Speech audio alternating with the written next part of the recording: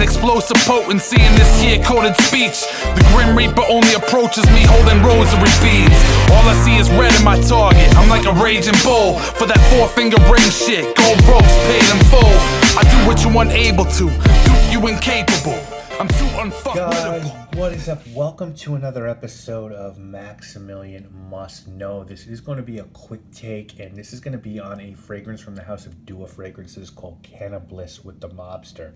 Now, you guys probably know that when I did my Scent Safari on Dua, it was after, I actually filmed it before the drama went down between Bottom Note and Dua, but it aired after.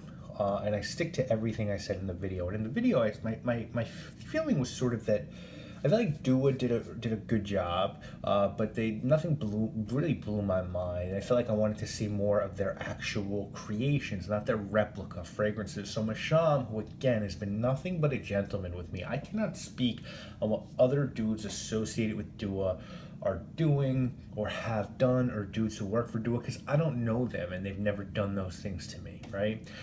Same way with Bottom Note. Like, people come to me and say, well, you fuck with Bottom Note did X, Y, and Z. It's like, yeah, but Bottom Note never did that shit to me. You understand? So I know Bottom Note like this. Well, I know Masham like this.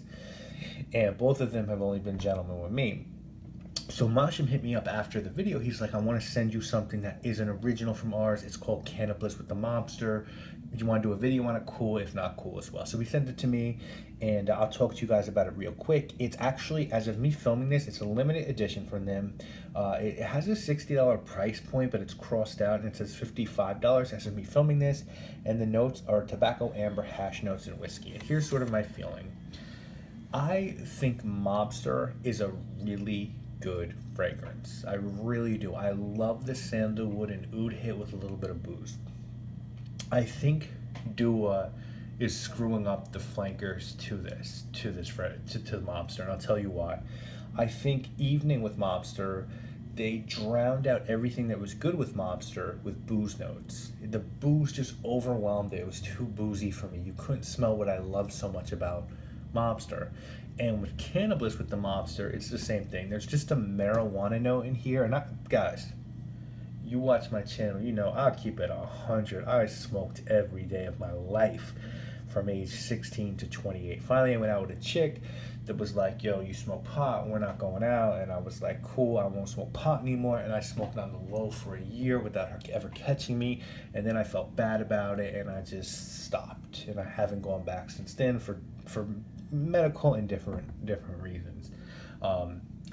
Edibles ever become legal in New York, and I'll be catch me at the store real quick with my card. But so I know what shit smells like, you know what I'm saying? Like, been to Amsterdam, like all that. I know it. And if you know, right, like I did a fragrance called Maxed Out with 4,160 Tuesdays, and I wanted to smell like a certain period of my life. So we did a boozy fragrance with notes of marijuana cigars, which I called blunts in my time. And I wanted to have a hooker note in there. So we made an accord that sort of referenced what a high-priced prostitute might wear. And we did a great job with that. Sold out a Lucky Scent 3 times before Lucky Scent even got this shit in. It got nominated for dumb awards. We'll be doing probably a sequel to that fragrance this year. So I know I get the marijuana note and all that. But what I think Dua is messing up, and this is just me, is I think they're taking the flanker note or the flanker theme, and they're overwhelming the original fragrance with it. That's just my opinion. Do I think this is a bad fragrance? No. It smells like marijuana, but I feel like the marijuana is overwhelming everything else. And if I want a marijuana fragrance, there's a lot of good marijuana fragrances out there, right?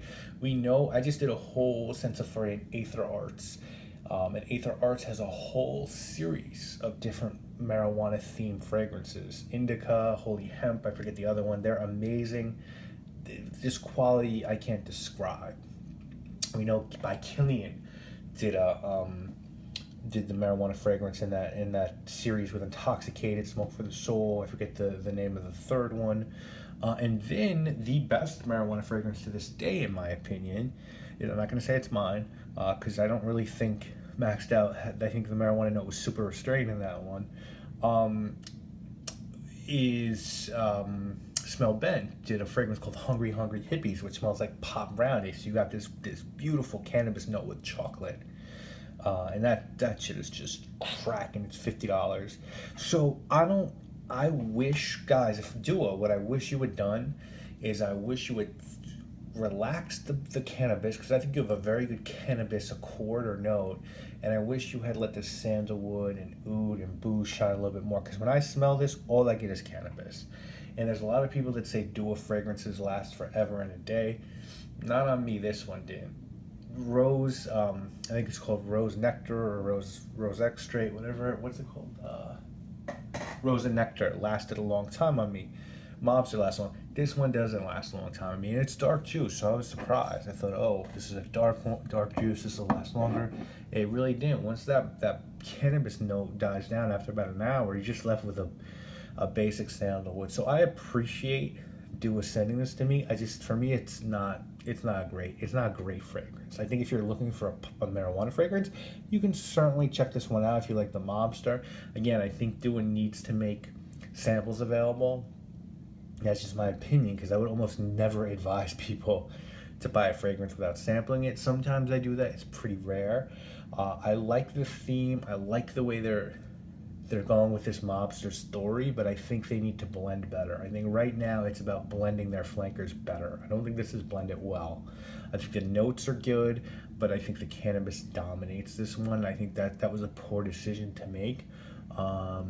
And that's my opinion on it. Again, not a bad fragrance, not something I'd wear. It's just too much marijuana, and I could get that elsewhere and done better. So if this was done well, if you had taken the Mobster, that sandalwood and that oud, and really blended the cannabis nicely with it, and had the whiskey blended nicely, then that's what we tried to do with Max Dye. I think we did a really good job with it to make like a boozy scent with the marijuana and other things. I think this could be a hit. I think it falls short of that. For me, again, I would take a look at whatever Dua does. I don't have a problem with Dua at all. That's just my opinion, but I'm not going to tell you I love one of their fragrances if I don't like one of their fragrances. You know what I'm saying? I really liked Rose and Nectar. I'm not a rose guy, and I really like the Mobster. I don't think this is a great fragrance, and I didn't think Evening with a Mobster was a great fragrance either. So, guys, those are my opinions. You know, you can take them or leave them. It is what it is. Again, I'll take a look at anything they create original. I'm not interested in replica fragrances at this point personally. You know what I'm saying? Just because I don't know that that's where I really want the direction of my channel to be. If they want to send me something replica, I actually want to hear my opinion on it. I'm fine with doing that, but I'm really more interested in their actual original creations, and I give them props because this is original creation. I just don't think they did a great job blending it. That is my quick take on Canabliss with the Mobster. Let me know if you have any questions. Thank you so much for sending this to me, Masham. You're a gentleman, and I'll see you guys again real soon with more videos. Guys, you already know what it is. My name is Maximilian. Unbreakable, willing to die where I stand with my boots in the mud. I give them my guts and my glory. I'm spilling true blood. I'm a franchise player. Rappers are tax write-offs. I'm a vampire slayer.